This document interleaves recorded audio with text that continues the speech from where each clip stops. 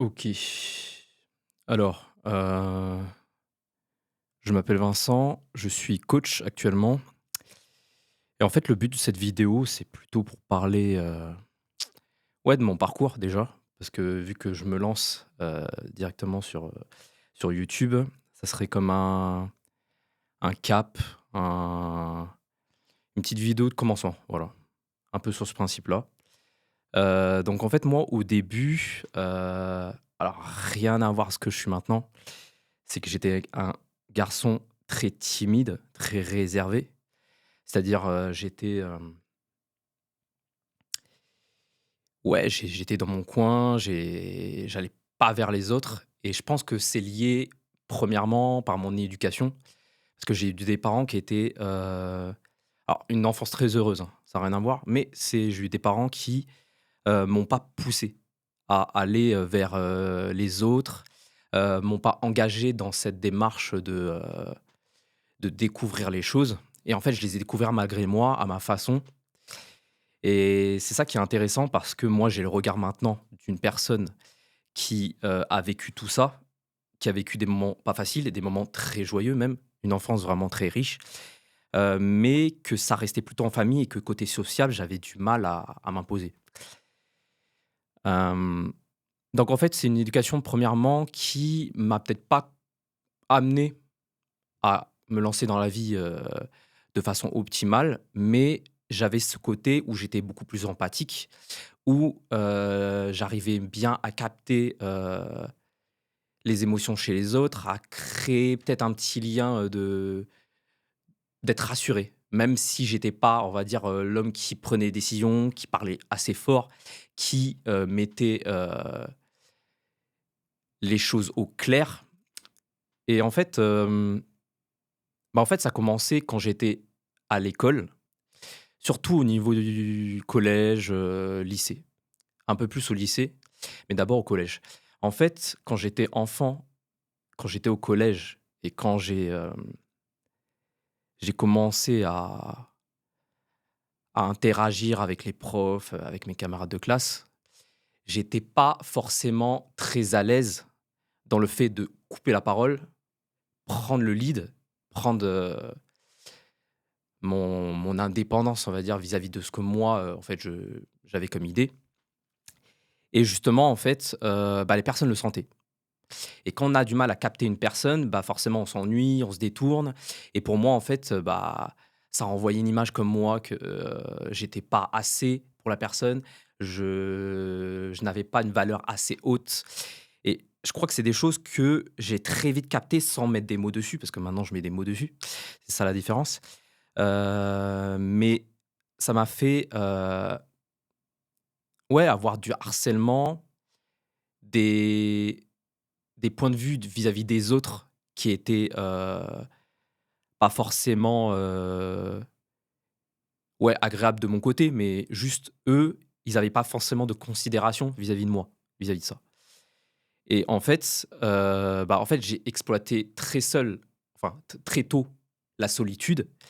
J'ai exploité, très tôt ce côté où j'ai été, rejeté, mais par contre, j'ai pu développer cette sensibilité, alors peut-être par effet, traumatique, c'est-à-dire en fait j'ai eu des traumas en quelque sorte parce que bon, se faire rejeter, se faire, hem, ouais, ne pas se faire accepter directement, bah, ça crée en fait des traumas vis-à-vis de ça et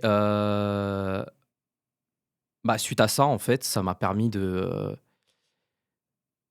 pouvoir en fait, créer une sorte de, ouais, de capsule de survie en quelque sorte.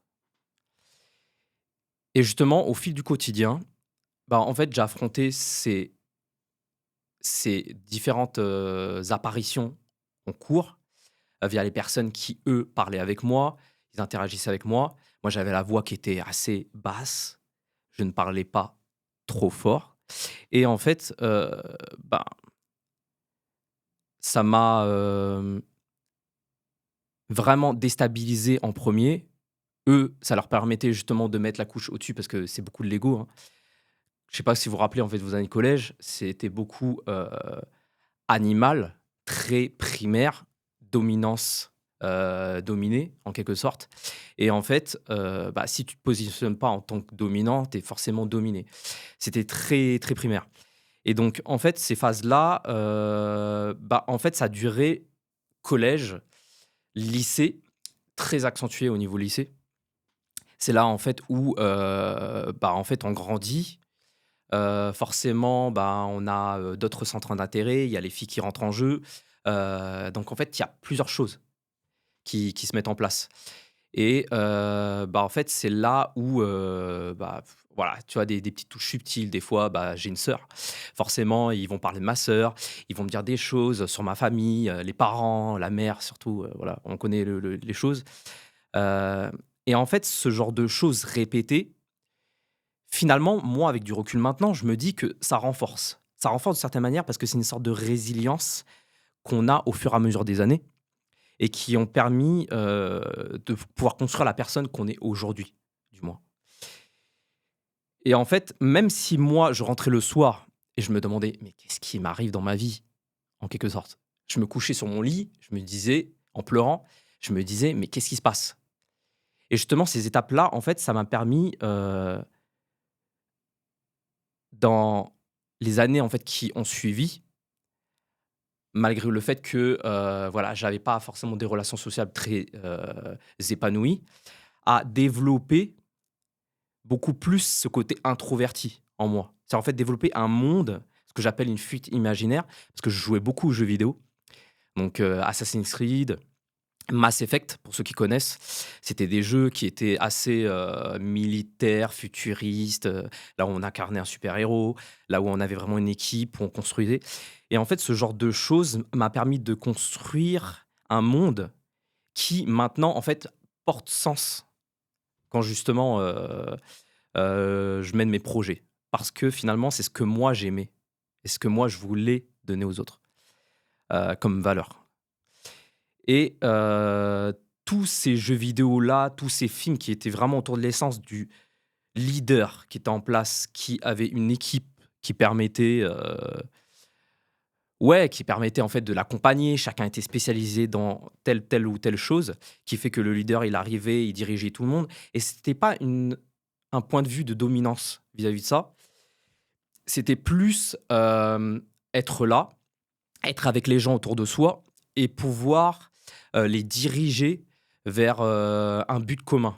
Voilà et c'est ça, en fait, qui m'intéressait le plus. Sauf que moi, en fait, là, je mets des mots dessus, mais à l'époque, je le savais pas et je le vivais plutôt comme un plaisir, quelque chose, en fait, où je voulais approfondir et cette chose-là, bah, ça s'est poursuivi au fur et à mesure et je suis arrivé à, ouais, mes 19 ans, 20 ans. À ce moment-là, en fait, j'étais quelqu'un de très fin physiquement et mon père, il m'a dit: «Bah, mets-toi à la musculation. Mets-toi à la musculation, ça va te permettre de prendre du gabarit, tout ça». Au début, pas du tout motivé, zéro motivation, et je commence à me mettre à la musculation, je commence à soulever des poids, des charges et il m'expliquait les bases.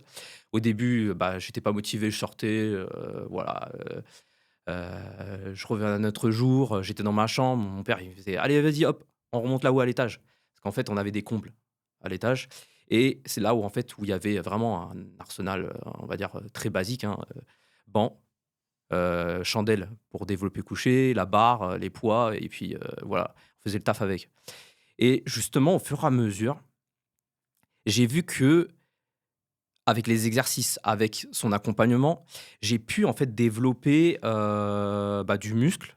Forcément, visuellement, je me regardais dans le miroir.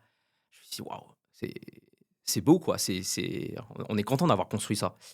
Certes, je prenais du muscle assez facilement, mais ça m'a permis justement d'aimer mon corps et on sait tous en fait que le corps, c'est, hem, la première phase à passer quand on veut passer du monde intérieur au monde extérieur. C'est une manière d'exister et en fait, moi, c'était ça mon objectif principal. Derrière, l'intention, c'était exister parce que en fait, pendant toute, mon enfance, je n'existais pas. J'étais invisible. C'est pour ça, en fait, que je passe enfin, j'inclus le titre, justement, de ce podcast, de passer d'homme invisible à homme, en fait, stable et respecté. Parce que ça crée une stabilité, ça crée, ouais, le fait d'être confiant et de pouvoir affronter le monde. Et par cette pratique-là, au fur et à mesure, quand j'ai vu que, bon, je me sentais mieux, j'ai commencé à me documenter à droite à gauche, j'ai commencé à me ouais, à m'intéresser pour ça. Et en fait, j'avais ce côté où j'étais très dur avec moi-même. Je pense les personnes qui sont très dures avec eux-mêmes, savent de quoi je parle. Quand on est très dur avec soi, c'est on va chercher vraiment à être très perfectionniste, à aller chercher le détail. On est rigide dans notre manière de faire les choses, et encore je l'ai aujourd'hui, mais j'essaie de me détacher de certaines choses et me dire: «En fait, au final, va au plus simple». Mais quand tu es au début, quand tu viens de passer d'un stade où tu as eu des phases traumatiques à, une phase où, tu gagnes un peu de plus en plus en confiance, bah, en fait, tu te rends compte que t'as pas le temps de corriger cet aspect de ta personnalité. Tu l'utilises dans le côté un peu plus positif, c'est que, tu vas l'utiliser pour te perfectionner, pour aller chercher, la méthode, la plus simple, la plus rapide pour toi, et de te concentrer vraiment sur, les étapes, parce qu'en fait, tu vois que tu as du résultat assez rapidement. Et j'ai vu mon niveau, en fait, monter de façon exponentielle. Mais un truc où genre, bah, au début, mes charges étaient, par exemple, je dis n'importe quoi, je me rappelle plus. Je crois que je commençais à 60 kilos au développé couché. Je suis monté rapidement à 70-80. J'ai stagné pendant un petit moment à 80 et après, c'est quand je suis passé en salle de sport que là, je suis à commencé à aller à 80-90 et après les 100, je les ai fait à une personne. Mais enfin voilà, outre ce côté performance, j'ai vu une progression et en fait, même au niveau de mon corps, j'ai vu aussi une progression et franchement, niveau corps, ouais, c'était validé, c'est bon, j'avais pris beaucoup plus de confiance en moi. Je me sentais beaucoup plus capable d'aller parler aux autres, de me montrer. J'ai eu des compliments des autres, donc besoin de reconnaissance rempli totalement et en fait, bah, j'ai construit ça au fur et à mesure. Mais par contre, je n'avais pas fait le switch identitaire. C'est-à-dire, ce que je dis, ce switch-là, c'est le fait que, bah, j'arrivais toujours pas à m'imposer. J'arrivais toujours pas à parler aux autres de façon claire, à monter la voix. Je parlais toujours, voilà, comme ça, j'hésitais, nin et des fois les autres ils faisaient: «Attends, j'entends pas, tu disais quoi? Nin et après enfin voilà et ou sinon ils se désintéressaient, ils partaient et puis, voilà et en fait, je suis arrivé entre le BTS et la licence et vu que j'avais un passif déjà au collège et au lycée qui était assez compliqué, j'avais fait mon année de BTS après le lycée où, bah, c'était un peu compliqué mais bon, un peu moins, voilà. J'avais toujours eu, des personnes qui me prenaient de haut, des fois qui me respectaient pas trop, voilà, mais moi je laissais encore passer parce que j'avais pas fait ce switch-là et à la fin de l'année de BTS, je me suis dit: «Eh, maintenant, c'est mort, OK? Maintenant, tu vas parler fort, tu vas parler de façon claire, tu vas mettre le cadre dès le début et tu vas juste être souriant et voilà, créer du contact». Mais juste, en fait, avoir cette intention d'aller vers la personne et de créer ce premier contact, tu vois? Et bah, la musculation m'avait beaucoup aidé sur ça, le fait d'avoir une place physiquement, une présence, d'aller vers la personne.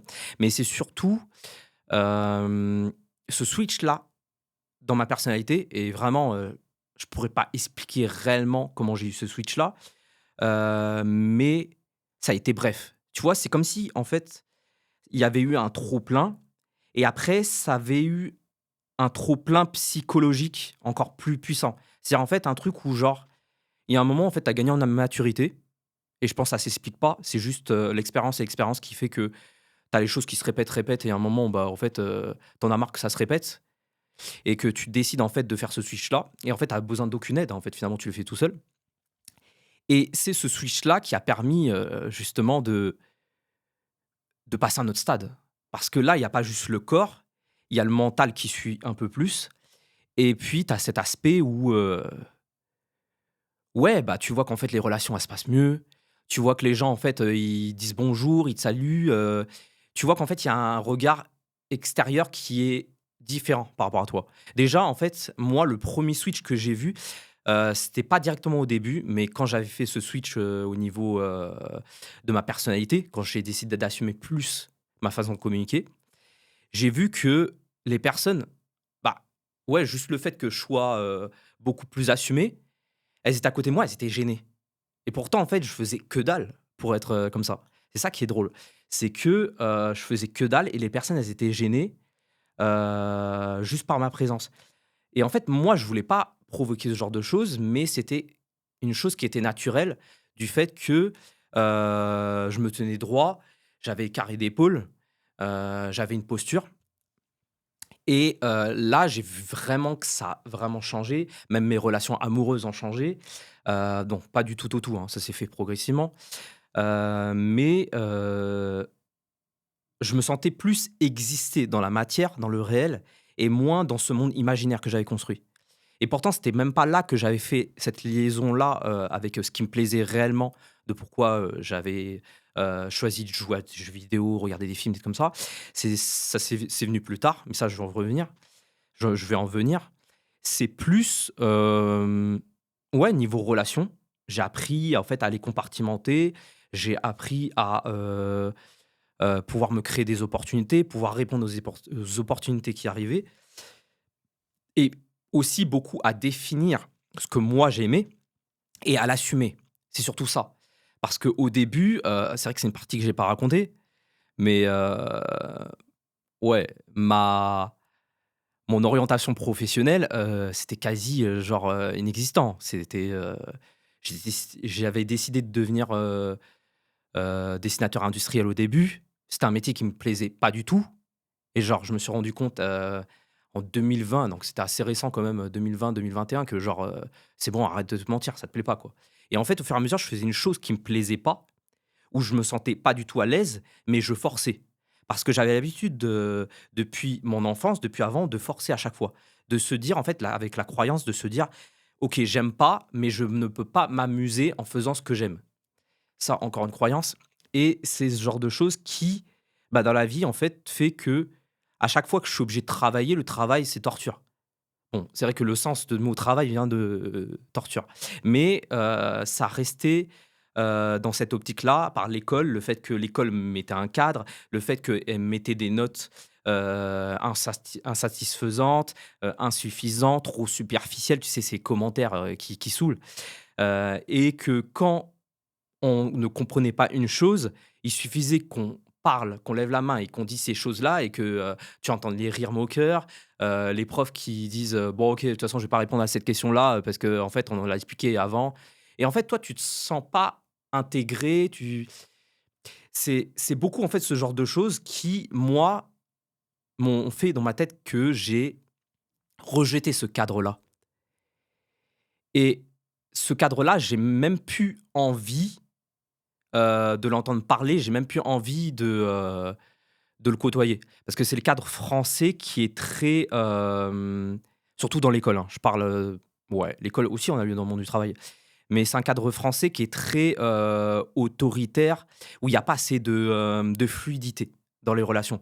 Où tu sens qu'en fait, tout le monde parle avec de l'ego, tu as l'impression il y a les bons, il y a les moins bons, bah, s'ils y vont pas, ils sont à la ramasse. J'ai vu d'autres personnes à côté de moi qui étaient aussi à la ramasse que autant à la ramasse que moi et en fait, je les voyais, j'observais beaucoup. Mais je parlais pas beaucoup, mais j'observais énormément. Et en fait, je voyais il y en avait d'autres qui étaient à la ramasse, qui osaient pas aussi dire les choses et il y en avait d'autres dans ma classe qui étaient genre très, très bons et eux, tranquilles. Voilà. Donc on se tapait des 8-9, sauf en anglais ou en sport, bah, que en fait j'aimais totalement. Là, je me tapais 18-19, sur 20. Mais voilà, c'était 2 seules matières. Mais on va pas dire que l'anglais ou le sport, c'était les matières, les plus, ouais, les plus valorisantes, quoi. C'était plutôt les maths, le français et puis l'histoire et ouais, même c'était plus les maths. On était plus dans une société comme ça. Donc en fait, voilà, c'est toute cette construction identitaire qui fait qu'en fait, le cadre établi directement par la société au début, je me suis dit: «C'est mort. C'est mort, je veux plus de ça». Donc du coup, je vais remettre un peu un reset et ce reset-là, je l'ai eu, alors je l'ai eu fin de ma mon année de licence. Et je crois que ça a été le plus important reset, après le premier en quelque sorte, là où je me suis dit: «Je vais faire de la musculation parce que ça me plaît, parce que ça développe au niveau de mon corps, ça me développe une discipline, ça me développe, une structure qui me permet au quotidien, bah, voilà, de me sentir mieux, de me sentir beaucoup, plus en santé, en énergie». Mais cette autre structure-là m'a permis en fait de repenser ma vie en général, ma position, on va dire, au niveau de mon objectif, là où j'ai envie d'aller finalement. Et après, bah, j'ai revu un pote, qui était pote avec moi en terminale. Alors lui, il était côté harceleur, si je puis dire. Mais après, quand on s'est revus, voilà, il s'est excusé, tout ça, vis-à-vis de ça. Moi, j'avais pas forcément de remords, contre eux, quoi. J'avais plus de la colère, de la frustration contre moi-même, de ne pas savoir m'exprimer. Donc en fait, au final, ça a été plutôt fluide. Et je l'ai revu et lui aussi m'a raconté son parcours, qu'est-ce qu'il avait vécu, au niveau de ses peurs, ses colères, tout ça et après il avait affronté ça, sa relation familiale aussi et généralement, bah, en fait, la plupart des personnes qui, sont dans la position, de bourreau, qui harcèlent leurs camarades, de classe, bah, en fait, on remarque que ces personnes-là ne sont pas bien dans leur vie, également. Parce que tu ne peux pas, en fait, harceler les autres, mettre plus bas que terre, les rabaisser, si toi tu te sens bien. Parce qu'on est tous le miroir d'une autre personne et la chose à savoir, c'est que si toi, tu commences à rabaisser une autre personne, tu commences à l'insulter, tu commences à vouloir, réduire sa valeur, c'est comme si tu te parlais à toi-même. C'est comme si tu disais ces choses à toi-même et quand on a conscience, en fait, tu te demandes, en fait, «Mais en fait, qu'est-ce qui se passe dans ma vie? Est-ce que je suis réellement heureux? Est-ce que j'ai envie de me positionner, dans cette personne-là, devenir cet homme-là ou cette femme-là?» Peu importe, ça peut arriver des 2 côtés et en fait, au final, bah, en fait, tu te repositionnes mais déjà, ça nécessite d'avoir une recul sur soi, ça nécessite d'avoir de l'introspection et ça, généralement, tu l'as avec de l'âge, ou parce que tu as traversé une période qui est pas facile. Mais enfin voilà, lui m'a partagé ce point de vue-là. Moi, ça m'a permis de prendre du recul aussi par rapport à son point de vue, qui était beaucoup plus clair. Et justement, on a traversé cette expérience-là tous les 2 ensemble. Et du coup, bah, actuellement, c'est un de mes meilleurs confidents, un de mes meilleurs potes. Heu et ouais, je lui dis tout, quoi. Je lui dis carrément tout. Il y a des choses que je dis même pas à mes parents, que je lui dis à lui, quoi. Alors qu'au début, en fait, on n'avait pas du tout une relation de potes, quoi. C'est hyper drôle. Mais voilà, on a fait des séminaires, on a fait des événements, sur la réussite, le développement personnel, heu et puis, ce qui est bien, c'est que on est passé par diverses émotions, que ce soit la peur, la tristesse, la joie, bref, c'était limite des événements, mais qui changent, je dis pas qu'ils changent des vies, ça dépend en fait d'où tu pars, mais pour moi, ça m'a changé ma façon de voir les choses. Je me dis: «En fait, il y a une possibilité de sortir, de ce schéma, de société très simple où, tu as ceux qui réussissent et ceux qui réussissent pas». Et ça m'a changé encore plus au niveau de ma façon, de voir les choses. Parce qu'au début, j'ai l'impression, en fait, j'étais condamné à être comme j'étais, hein, tu vois? Un garçon timide qui n'évoluait pas, qui ne pouvait pas changer. Et quand j'avais commencé à faire la musculation, je n'avais toujours pas conscience que je pouvais changer. Pour moi, c'était juste une partie de moi que je pouvais changer, mais le reste, ça allait rester la même chose. J'allais finir, dessinateur industriel, dans mon bureau, jusqu'à 40 piges. Là, même pas cette idée me traverse l'esprit. C'est genre, pour moi, c'est du dégoût, du rejet. C'est pas possible, j'aime pas. Voilà, je respecte ceux qui aiment bien, mais moi, j'aime pas. Et donc en fait, bah, quand tu as fait ce genre de séminaire-là, tu ressors avec d'autres objectifs, d'autres moyens d'appréhender les choses, heu et il y a d'autres personnes qui sont connectées ou pas à ce genre d'événement, mais moi, pour moi, ça avait du sens. Ça avait du sens et j'avais quand même eu cette prise de recul, alors peut-être pas au début, mais au fur et à mesure des mois, de me dire: «OK, pour moi, ça fait sens, je ressens des bonnes émotions». C'est pas quelque chose de totalement, dérisoire, enfin non pas dérisoire, de totalement, heu, ouais, à jeter en quelque sorte, voilà. C'est des choses intéressantes à prendre et à intégrer dans sa vie. C'est-à-dire, c'est des choses utiles. Hem et donc, bah, en fait, suite à ça, je me suis lancé dans l'immobilier. J'ai fait quelques opérations. Je suis allé du côté de Angers, Valenciennes, d'autres petites villes à l'époque qui étaient pas très développées et là, j'ai commencé à avoir plus confiance en moi. J'ai commencé à ressentir des situations de stress, ce que c'était en quelque sorte la vie d'entrepreneur. Même si j'ai pas été vraiment dans un business, j'étais plus en mode, chaque jour, je fais les mêmes actions. J'ai appris comment à faire dans l'immobilier, comment à chercher un bien, comment à mettre en place, à tourner, avec d'autres personnes pour pouvoir, en fait, organiser les journées comme ça. Le relationnel pour moi était pas encore une facilité. Je ressentais quand même pas mal d'anxiété à me faire comprendre par la personne, dans le milieu professionnel, à imposer mes idées, mais il y avait quand même une nette amélioration par rapport à mes débuts. Voilà, je voyais quand même ma progression. Aujourd'hui, j'ai pas poursuivi l'immobilier, mais ça m'a appris pas mal de choses parce que j'étais arrivé, fin 2019. Alors, ça m'a pris 1 an, hein. C'est-à-dire j'ai fait 2 biens en 1 an, loué, j'ai reçu les loyers, au bout d'un an. En 1 an, faire tout ça, ne pas sortir, le moins possible et rester concentré juste sur faire de l'immobilier, à un moment, avec la musculation à côté parce que forcément ça, c'était ma structure, c'était ma fondation. J'aimais de plus en plus. J'avais pris un coach pour pouvoir me structurer, alimentaire et j'avais pas de difficulté à suivre une alimentation, une diète, pour moi, en fait, c'était, un besoin essentiel pour me sentir existant, on va dire. C'était pour me sentir, là, présent. Donc en fait, j'ai pas eu ce besoin de discipline à faire la musculation, le sport. Alors que quand je vois d'une personne, en fait, qui, n'arrive pas à avoir la discipline, je peux comprendre parce que bon, c'est pas facile, hein.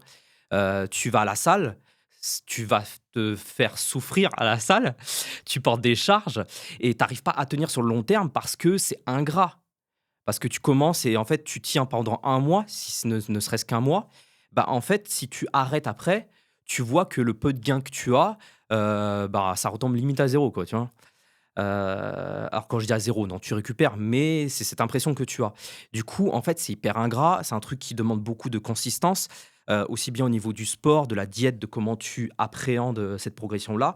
Des moments difficiles dans ta vie, parce que tout le monde vit des moments difficiles, mais c'est la structure que tu vas mettre en place et c'est ça le cœur de mon métier aujourd'hui qui a fait que, heu, je suis passé d'une personne qui était au début réservé, qui n'avait pas du tout confiance en sa valeur, à sa manière de communiquer les choses, à une personne qui actuellement a plus de cadre, plus de structure et qui arrive, à aligner une phrase, avec beaucoup plus de conviction et il sait ce qu'il veut.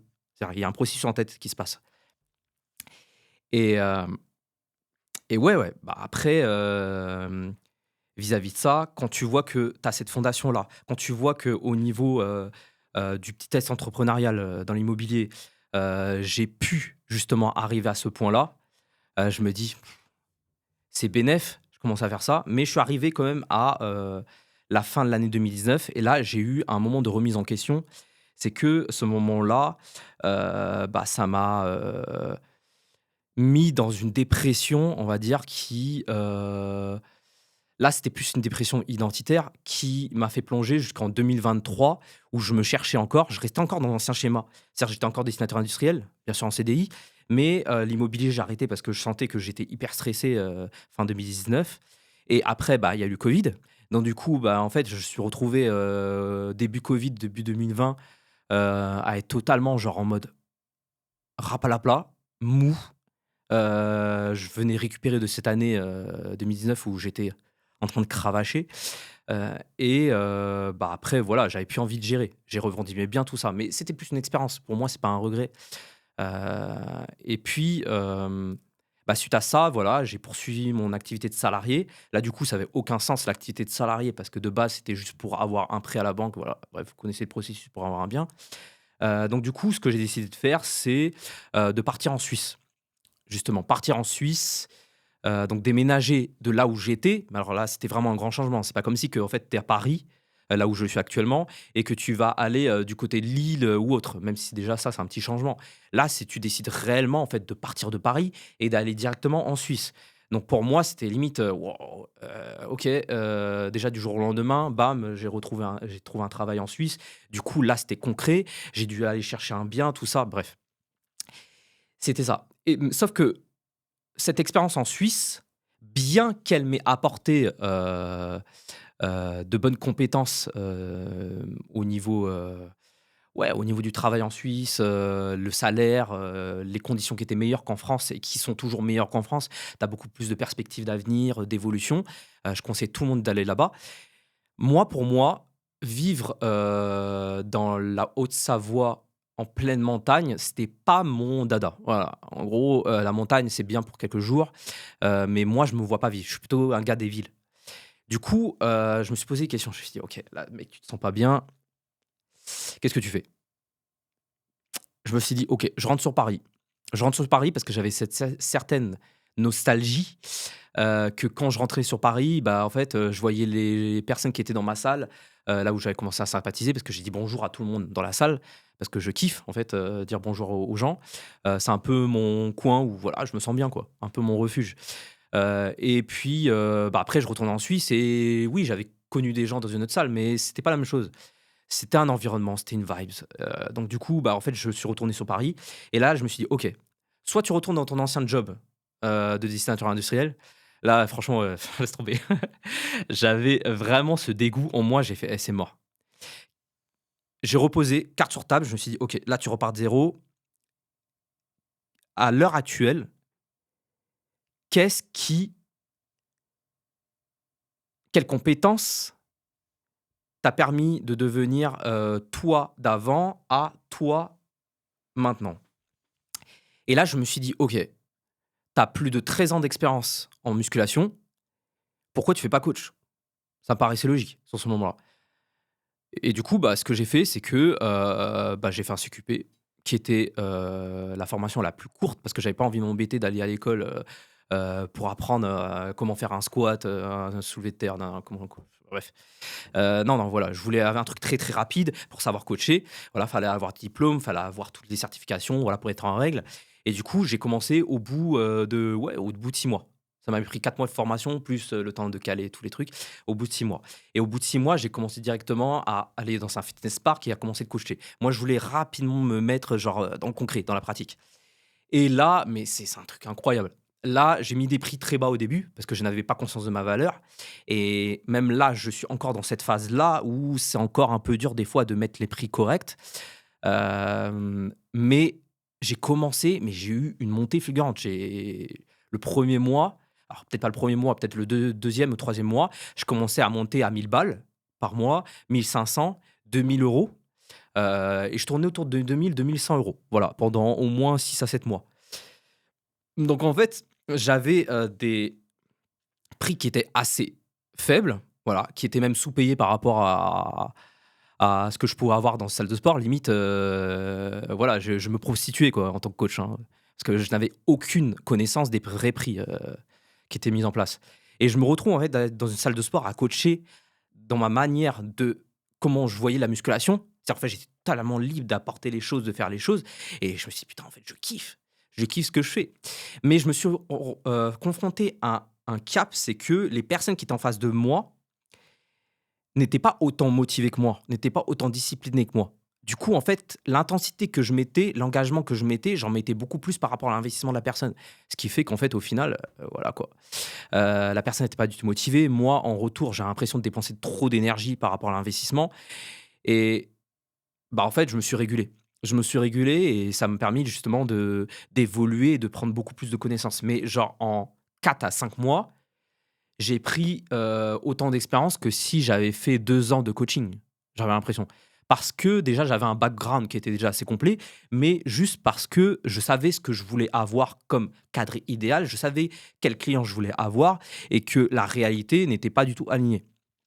Et là, en fait, la phase la plus difficile, où je suis actuellement et qui fait que, en fait, au final, bah, ouais, je subis toujours des échecs, au niveau, de comment faire, mettre en place mon entreprise, comment mettre en place ma personnalité. Des fois, j'ai tendance, à me dire: «Ouais, t'es pas assez», voilà, c'est toujours des choses qui reviennent. Voilà, c'est toujours des choses, t'es pas assez, tu besoin de faire plus, plus ça, plus ci, et puis, des fois, bah, j'ai des moments de doute qui durent, des heures, tu vois?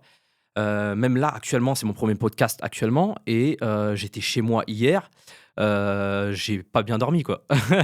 Pour dire, j'ai pas bien dormi parce que, pour moi, j'aime bien faire les choses correctement et c'est des choses qui sont très stressantes. Bah, aussi, je me mets beaucoup de la pression parce que finalement, je pourrais y aller cool, mais j'aime bien faire les choses et et puis voilà, j'ai abordé toutes ces choses-là. Même, quand je suis allé la première fois faire un coaching, j'avais des doutes et en fait, toutes ces choses-là font que les gens extérieurs, ils ont l'impression: «J'ai super confiance en moi, j'arrive, je suis droit, j'ai une posture». Non gars, j'ai des doutes comme tout le monde, tu vois? J'ai des échecs comme tout le monde.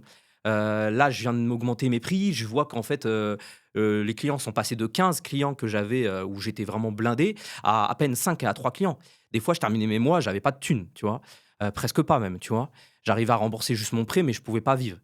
Donc actuellement, je me retrouve chez mes parents. Déjà parce que je pouvais pas prendre un logement en revenant, de Suisse, parce que je n'avais pas de job. Donc en fait, voilà, c'était un peu compliqué. Mais c'est pas une situation où j'aimerais rester éternellement. C'est une situation où, c'est provisoire, où je sais que je peux payer un minimum de charges, où je sais que je peux établir ma stratégie pour pouvoir me lancer dans le business. Mais j'ai quand même conscience de ma démarche que je dois faire pour augmenter ma valeur, du parcours que j'ai envie d'avoir, vraiment la réalité que j'ai envie d'avoir dans mon métier et que je sais que je vais pas être coach sportif du début jusqu'à la fin. Moi, pour moi, c'est un idéal que j'ai envie de transmettre. J'ai envie de transmettre, une vision, montrer que on peut partir, d'être un enfant, ouais, réservé, timide, d'être perdu, d'avoir une santé mentale qui est, à la ramasse totalement et je sais que c'est un gros problème la santé mentale aujourd'hui dans notre société et pouvoir établir un cadre, une structure sur le long terme parce que ça sert à rien de le faire sur 6 mois et après abandonner et tenir une alimentation qui soit pas stricte. Moi, elle est très stricte, mais c'est mon choix, mais j'impose pas ça aux gens. Avec des conseils très simples, tenir un cadre au niveau de la musculation, forcément des mouvements très simples, une structure très simple. Le but, c'est pas de s'éterniser dans la performance, tu pas un athlète. Le but, c'est vraiment tenir sur le long terme et en fait, ça va te permettre d'avoir une structure, une confiance. Déjà au niveau de ton corps, tu vas voir qu'il va se développer. Au niveau de ton esprit, tu vas avoir plus d'énergie et au quotidien, tous les challenges, toutes les pressions, toute la pression, tous les échecs, toute cette phase-là, ça va te permettre vraiment de les, affronter avec beaucoup plus de lucidité. Et pourquoi lucidité? Parce que tu arrives à un point où, la pression, le stress énorme que tu as en tant qu'entrepreneur et même en tant que salarié quand tu es peut-être cadre, tu vois? Et que tu as des responsabilités ou recharge de travail en tant que salarié, hein, exécutant, bah, en fait, tu te retrouves, en fait, à être trop submergé, à être fatigué et en fait, au final, tu te dis: «Putain, comment je vais faire pour surmonter ça?» Bah, en fait, tu as besoin d'un cadre, tu as besoin d'une structure. Je répète ce mot parce que, c'est comme, une fondation dans ta vie qui va te permettre de te dire: «OK, à partir de ça, tout va bien» entre guillemets. Parce qu'à partir de ça, c'est là d'où part mon énergie. C'est ce que je fais quand je me lève le matin avec mon stretching, avec, mon alimentation, mes compléments alimentaires. Après, je vais à un coaching. Après, je sors, je mange pas beaucoup parce que justement, je sais que j'ai sport après. Après les heures de sport, je me sens en pleine énergie. Je ressors, j'ai un coaching. J'enchaîne ça jusqu'au soir, 20h-21h. C'est pas tout le temps comme ça, parce que parfois je peux ne rien avoir, ça me permet de reposer. Mais tout ça, c'est une structure mise en place. T'as pas le temps de tergiverser à droite à gauche. Et là, je sais que mon business me prend beaucoup plus de temps parce que c'est pas une facilité pour moi de créer du contenu, c'est pas une facilité pour moi de mettre en place, des choses. Pour moi, c'est pas mon expertise, mais c'est tout bénef. Donc voilà, je pense avoir fait le tour en vrai. Je sais pas si j'étais structuré parce qu'en vrai, je vais à droite à gauche, voilà. Si toi, tu as des commentaires à faire, bah, tu sais où le faire, hein. Je pense qu'on va pas te faire, une formation YouTube, hein, pendant des années, tu sais comment appréhender ce genre de choses. Hem, mais il y a une chose que tu devras et là je terminerai sur ça, il y a une chose que tu devras appréhender, dans ton quotidien, c'est qu'il y a beaucoup plus de moments où tu seras seul que de moments où, tu seras accompagné de personnes. J'ai vu des personnes à la salle qui sont tout le temps avec leur casque sur la tête, qui ont besoin d'avoir cette musique pour les booster, qui ont besoin d'avoir cette musique pour ne pas se sentir seul en quelque sorte. Moi, j'ai pas de casque sur ma tête, j'ai pas de musique parce que j'ai besoin de sentir mon souffle. J'ai besoin de sentir, ma présence, j'ai besoin de sentir les charges, en vrai, bref, d'être présent avec moi. Je dis pas que la musique, la chanson que tu as dans ton casque, en fait, ne te permet pas de faire ça, tu vois? C'est une façon différente. Mais la relation à la solitude est très importante pour toi te développer toi-même et après être plus à l'aise quand tu es avec des personnes. Voilà. Si tu es à l'aise avec des personnes, mais que toi, quand tu es tout seul, tu as du mal à te structurer et tu as besoin d'être tout le temps avec des gens, pour moi, ça va te poser un problème. Tu es pas sur le court terme, mais sur le long terme. Je pourrais approfondir ce sujet dans une autre vidéo parce qu'en vrai, je pense que, la solitude, c'est un truc qui est pas que pour les personnes qui sont jeunes, hein, pas que pour les jeunes, hein. C'est, pour toute personne, hein. Tu as des personnes à Noël, au jour de l'an qui se sentent seules donc en fait, non, non, c'est un vrai sujet. Heu, En fait, je suis pas né fort, je suis pas né musclé, je suis pas né, confiant, malgré ce que les autres peuvent penser. Je me suis construit à travers cette structure, à travers cette musculation, à travers, mes événements sociaux et en fait, je me suis rendu compte que c'est venu progressivement. C'est pas venu d'un coup et que tous les challenges que j'ai eus au fur et à mesure, ça m'a, permis, ouais, d'être la personne que je suis actuellement et je pense que, c'est un bon départ. J'ai dit ça. Donc voilà.